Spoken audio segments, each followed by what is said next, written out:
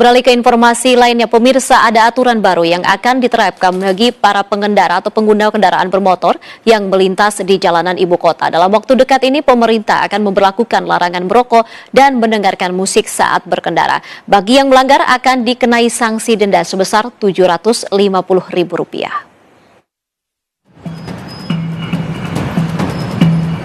Lalu lintas yang padat sudah jadi keseharian di jalanan ibu kota.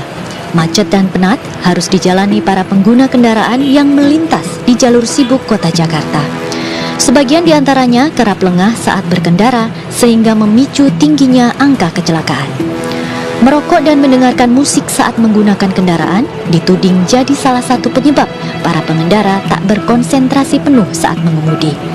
Inilah yang membuat Direktorat Lalu Lintas Polda Metro Jaya berencana menerapkan aturan larangan merokok dan mendengarkan musik bagi pengguna kendaraan.